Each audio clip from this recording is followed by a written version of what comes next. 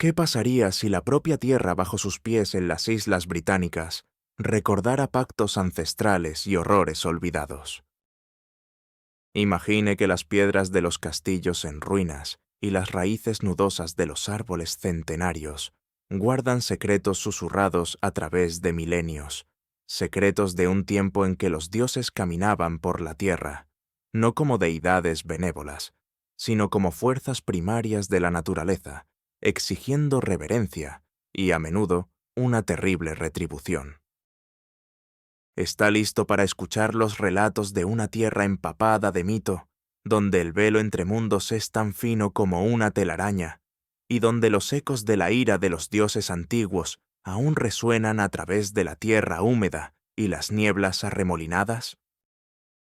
Bienvenido a nuestro mundo, nuestras historias, donde desentrañamos los rituales olvidados y los guardianes invisibles que protegen el espíritu indomable de las Islas Británicas, un lugar donde la historia no solo se registra en libros, sino que está grabada en el propio paisaje, en los gritos del viento y en los profundos y silenciosos estanques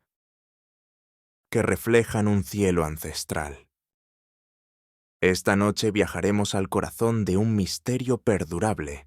donde la magia no es meramente una fantasía, sino una presencia tangible, a veces aterradora, una parte del tejido mismo de la existencia que continúa moldeando destinos y persiguiendo los sueños de aquellos que se atreven a escuchar.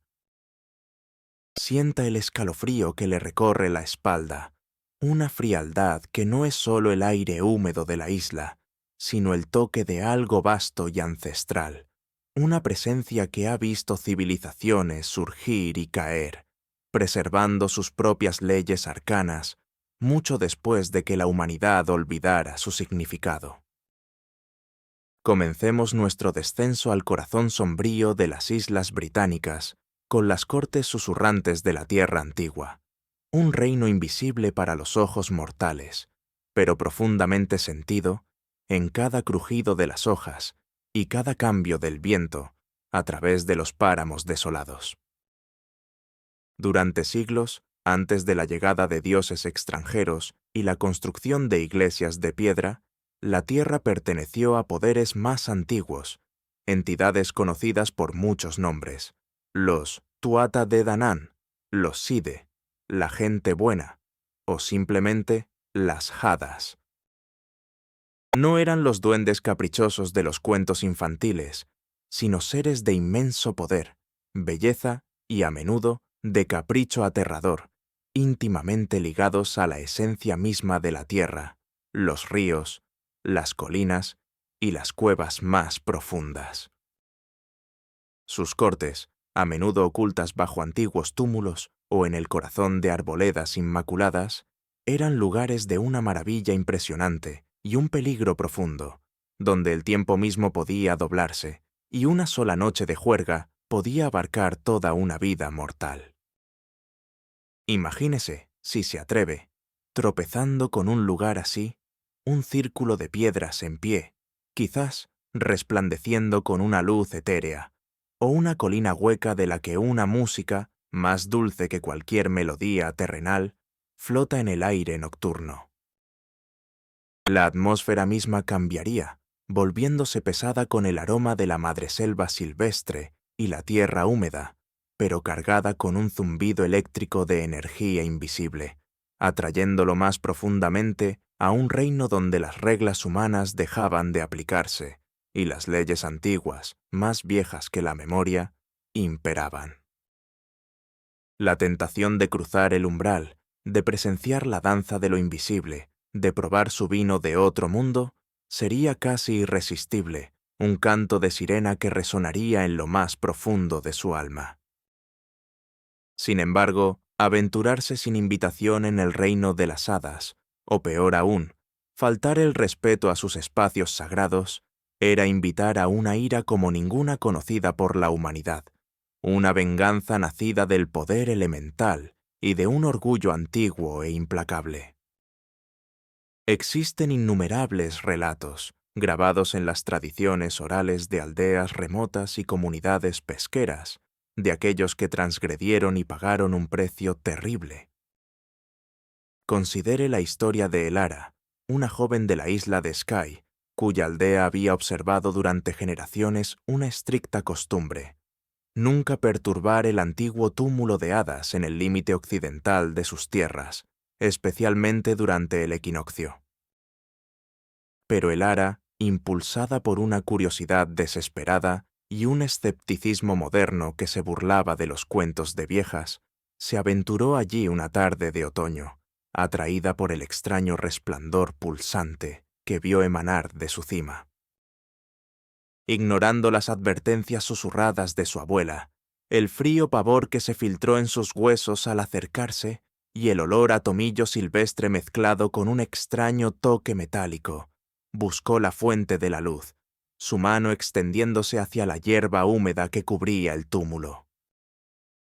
Cuando sus dedos rozaron la tierra, un sonido como 1000 pequeñas campanas resonó en el aire, seguido de un viento repentino y escalofriante que la azotó, desgarrando su ropa y llenando sus pulmones de un aliento helado. El resplandor se intensificó, revelando no luces, sino ojos, innumerables, antiguos, ojos brillantes que miraban desde la oscuridad dentro del túmulo, ojos que no contenían ni malicia ni amabilidad, sino una indiferencia inquietante y milenaria.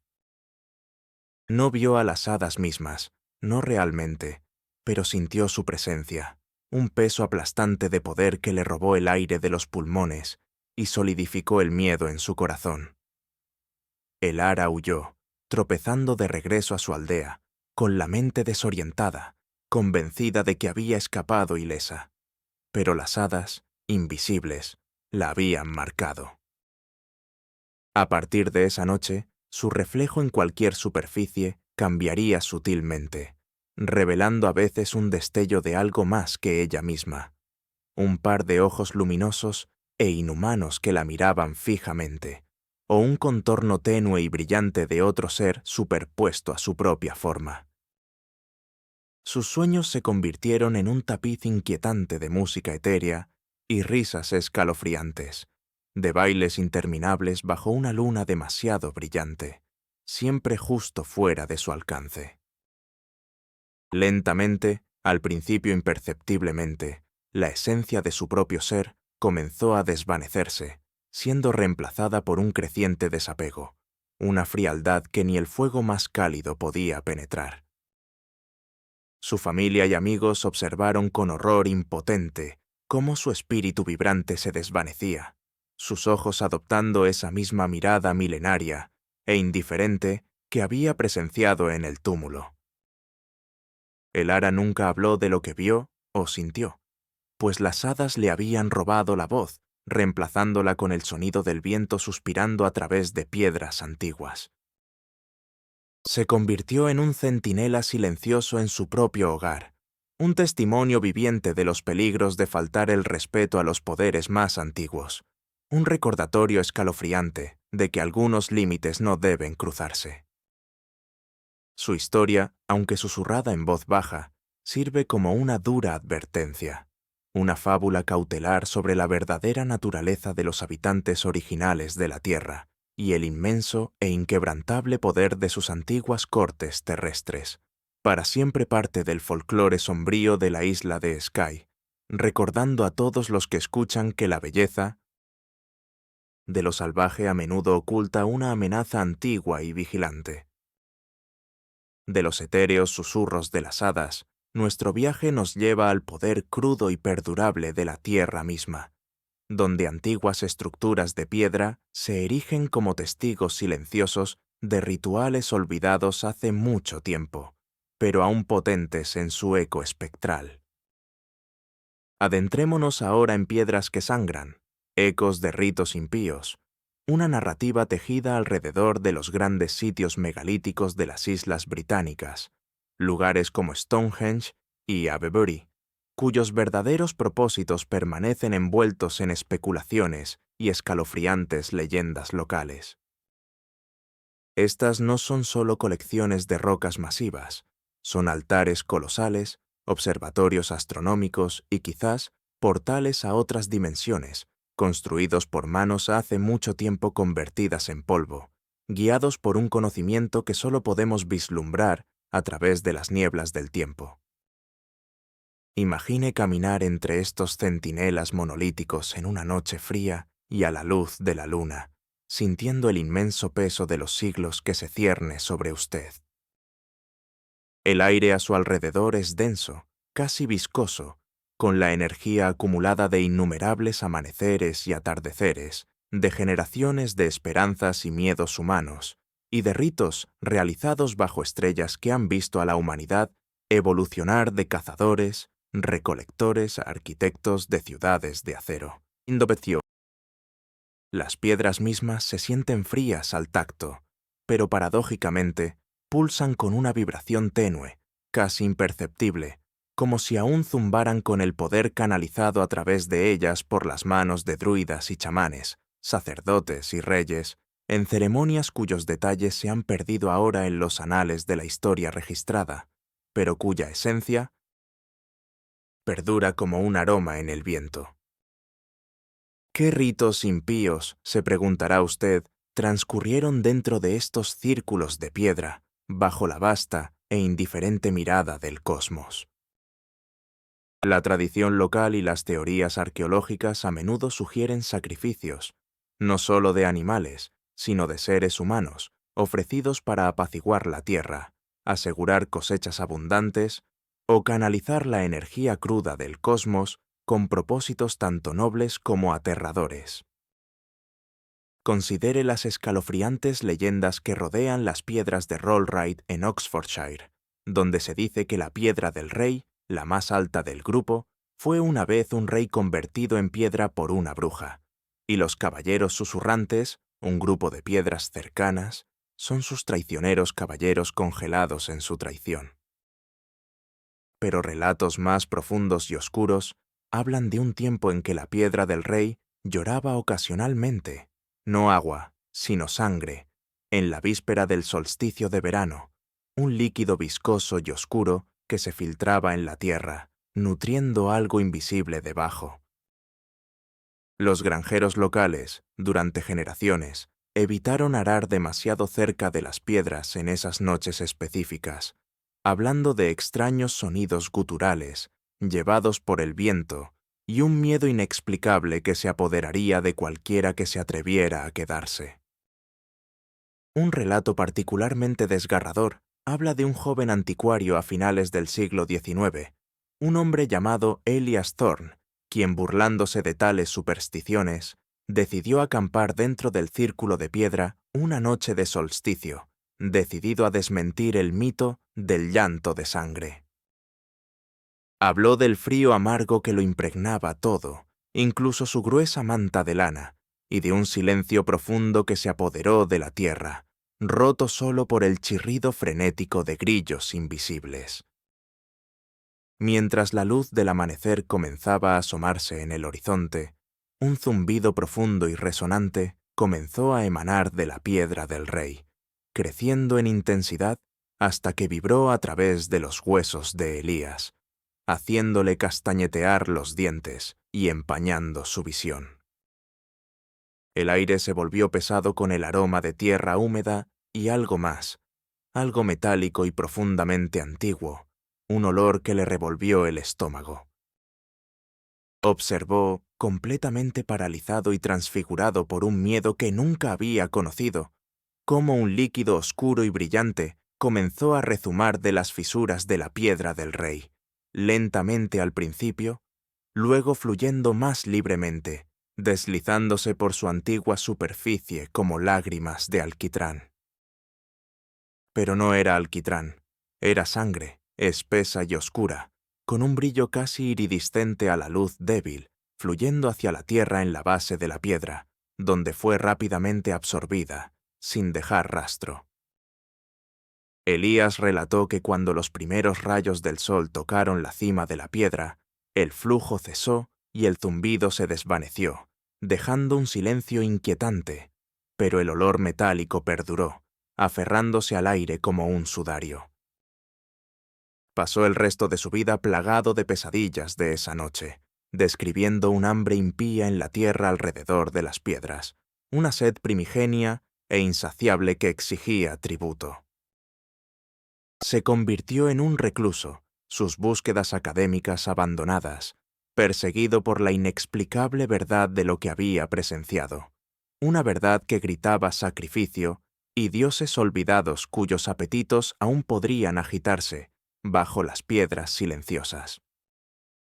Las piedras de Rollright, como muchos de sus hermanos megalíticos, se erigen como monumentos silenciosos e imponentes, no solo a la antigua ingeniosidad humana, sino a los potentes y perdurables misterios de prácticas que una vez unieron a la humanidad a la formidable y exigente voluntad de la tierra misma, para siempre un lugar donde el pasado se siente peligrosamente cerca, listo para manifestar sus necesidades insatisfechas.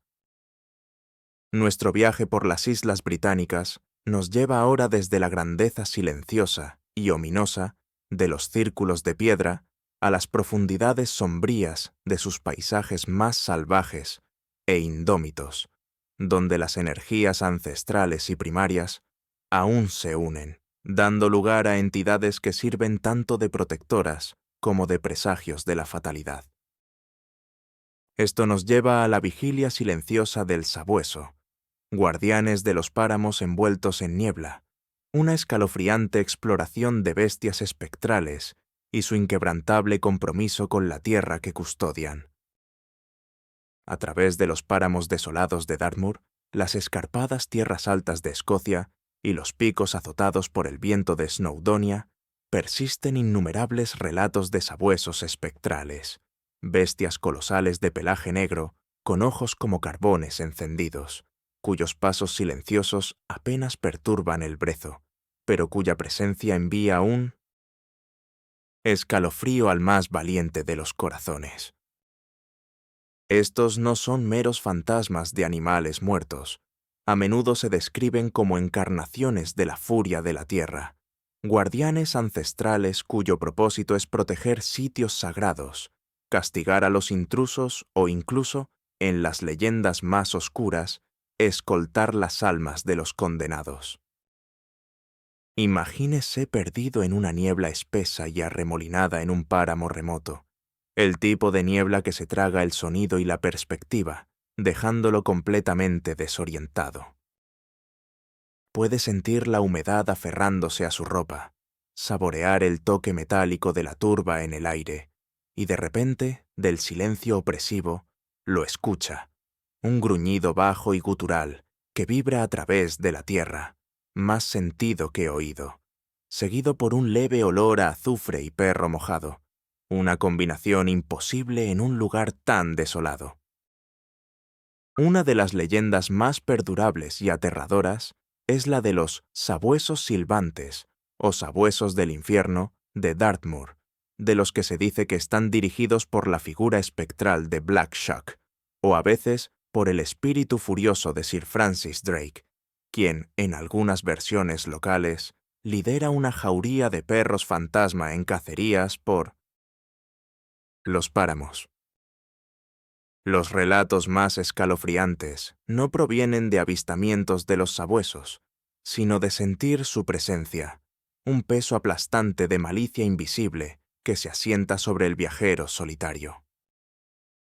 Considere la desgarradora experiencia de Thomas Griffith, un pastor conocido por su terco escepticismo, quien, a principios del siglo XX, se atrevió a pasar una noche tormentosa cerca del notorio Hound Tor, desestimando las advertencias locales como cuentos de viejas. El viento aullaba como una banshee, destrozando su refugio improvisado, y la lluvia caía a cántaros, convirtiendo el suelo en un barro viscoso. Habló del olor distinto a ozono, mezclado con algo acre y primario, como carne quemada y tierra húmeda, que comenzó a impregnar el aire dentro de su pequeña y claustrofóbica tienda. A medida que la noche se hacía más profunda, no escuchó ladridos ni gruñidos, sino más bien un sonido como una respiración pesada y acompasada justo fuera de su lona, profunda y resonante, intercalada con el débil, casi rítmico, golpe de algo enorme que rodeaba su tienda. El aire dentro de la tienda se volvió increíblemente frío, robándole el aliento, y sintió una presión invisible que se cernía sobre la lona, empujándola cada vez más cerca de su cara, como si un peso colosal e invisible se asentara sobre ella. Thomas, paralizado por un terror primario, podía sentir cómo el calor que irradiaba de su propio cuerpo se le escapaba, dejándolo temblando incontrolablemente, sus dientes castañeteando con tanta violencia que pensó que se le romperían. Describió la sensación asfixiante de ser observado por ojos invisibles, su mirada quemándole el alma, llena de una furia ancestral e implacable. Sintió un dolor abrasador, como 1000 pinchazos de aguja, en toda su piel, como si garras invisibles estuvieran arañando su carne, aunque no aparecieron heridas visibles. Cuando finalmente amaneció, pintando el cielo con vetas de naranja sangre y violeta intenso, el frío opresivo retrocedió, los extraños aromas se disiparon, y la respiración fantasmal y los golpes rítmicos cesaron. Thomas salió de su tienda, con el rostro ceniciento, su cabello salpicado de blanco a pesar de su juventud, y llevaba consigo un aura indescriptible de pavor profundo y que le llegaba al alma, que nunca lo abandonó.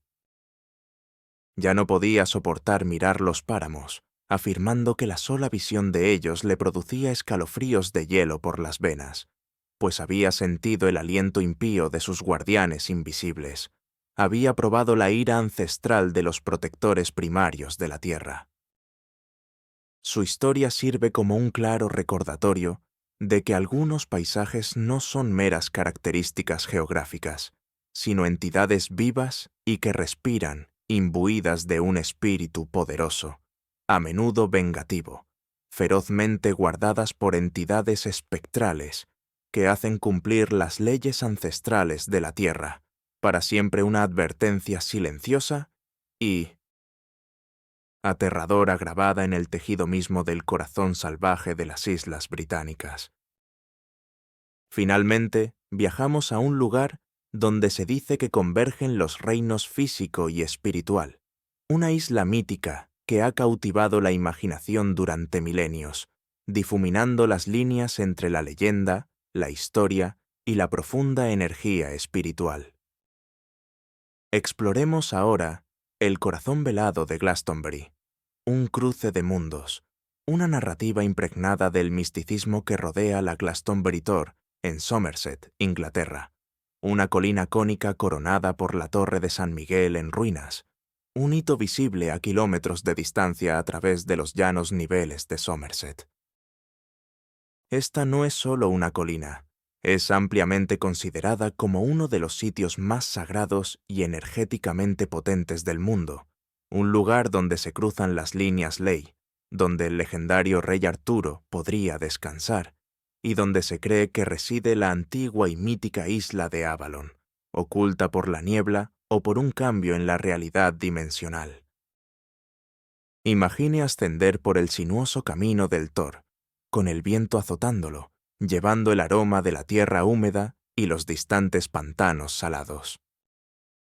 A medida que asciende, sentirá un cambio distintivo en la atmósfera, una quietud más profunda puntuado por el canto de pájaros invisibles, y una palpable sensación de presencia ancestral que zumba bajo sus pies, vibrando en el propio aire, una sensación que le dejará un cosquilleo en la piel y una profunda sensación de asombro en su corazón. La vista desde la cima es impresionante, extendiéndose infinitamente en todas direcciones, pero no es meramente el panorama físico lo que cautiva, es la sensación de estar en el corazón mismo de algo vasto e intemporal, un lugar donde el velo entre mundos es extraordinariamente delgado, permitiendo vislumbres de lo que yace más allá. Glastonbury Tor ha sido un imán espiritual durante incontables épocas, atrayendo peregrinos, místicos y buscadores de todo el mundo. Las tradiciones precristianas lo vinculan con el inframundo celta la tierra de los muertos y el reino de las hadas. La tradición de la diosa lo identifica como un sitio sagrado de la Gran Madre, un lugar de poder femenino y creación. Con el advenimiento del cristianismo, se asoció con José de Arimatea, de quien se dice que trajo el Santo Grial a Glastonbury, plantando su bastón en la tierra, de donde supuestamente creció el milagroso árbol espino de Glastonbury, floreciendo 2 veces al año, una vez en Navidad. La convergencia de estas poderosas narrativas, mito celta, leyenda artúrica y tradición cristiana, crea un tapiz increíblemente rico de creencias, cada capa reforzando el estatus del Thor como un vórtice espiritual único, un lugar donde el mundo mundano realmente da paso a lo milagroso. Abundan las anécdotas locales de fenómenos inexplicables, extrañas luces vistas flotando alrededor del Thor por la noche, voces incorpóreas llevadas por el viento, cambios repentinos en los patrones climáticos específicamente sobre la colina y una sensación generalizada de atemporalidad que afecta a quienes pasan demasiado tiempo dentro de su aura. Muchos hablan de sueños lúcidos y experiencias espirituales profundas que ocurren después de visitar el Thor, como si la propia energía del lugar abriera caminos en la mente, permitiendo el acceso a verdades más profundas o incluso a recuerdos reprimidos de vidas pasadas. Considere el relato detallado de una artista contemporánea, Evelyn Maeve, quien, atraída por la reputación mística del Thor, pasó varias semanas acampando en su base, con la esperanza de capturar su esencia esquiva en su arte. Describió el zumbido profundo y resonante que a veces surgía de la tierra, particularmente después de una lluvia, un sonido que juró que era como la respiración profunda y antigua del planeta mismo. Una mañana brumosa, mientras ascendía por el sinuoso camino, la niebla se volvió tan espesa que el mundo a su alrededor se disolvió en un blanco etéreo. La torre en ruinas en la cima parecía flotar en el aire, desprendida de la tierra, y el leve y dulce aroma a azahar, aunque fuera de temporada, llenó el aire a su alrededor, un aroma que se dice que anuncia la presencia de Avalon. Evelyn relató sentir una abrumadora sensación de ser observada, no por un individuo, sino por una asamblea de presencias ancestrales y benévolas, una conciencia colectiva que emanaba profunda sabiduría y tristeza.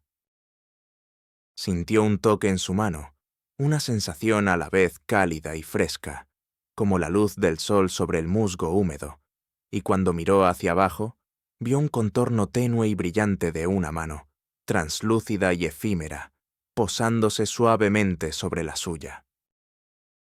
Estuvo allí solo por un segundo, dejando atrás no miedo, sino una profunda sensación de paz y pertenencia, como si hubiera sido momentáneamente bienvenida a una comunidad oculta y ancestral que existía justo más allá del velo. Este encuentro cambió la vida de Evelyn para siempre. Ya no pintaba paisajes, su arte se convirtió en una exploración de lo invisible, lleno de nieblas arremolinadas, figuras etéreas y sutiles cambios en la realidad, cada pieza haciendo eco del profundo misterio que había encontrado. Habló de cómo el Thor le había abierto los ojos, mostrándole que la realidad era mucho más maleable y multicapa de lo que jamás había concebido, que la sabiduría antigua y los reinos míticos no eran meras historias, sino verdades vibrantes y vivas que simplemente permanecían ocultas a simple vista. El Glastonbury Thor, con sus leyendas perdurables y su palpable energía espiritual, se erige como un testimonio del persistente anhelo humano de significado más allá de lo material, un faro de poder antiguo que continúa atrayendo buscadores a su corazón velado. Nos recuerda que las Islas Británicas no son solo islas de piedra y tierra, sino tapices vivos tejidos con mito y memoria, donde la ira de los dioses antiguos, los ecos de rituales olvidados y la presencia vigilante de guardianes invisibles no son solo cuentos para niños, sino fuerzas fundamentales que dan forma al mismo aire que respiramos y la tierra que pisamos, invitándonos a cuestionar, siempre, qué hay realmente más allá de los límites de nuestra percepción, en las sombras de estas tierras ancestrales. ¿Has sentido alguna vez esa presencia invisible, esa innegable atracción del poder antiguo? Quizás ahora lo sentirá en cada crujido del viento, en cada chirrido de madera vieja y en el silencio de su propia mente, mientras las islas británicas continúan susurrando sus secretos atemporales y aterradores.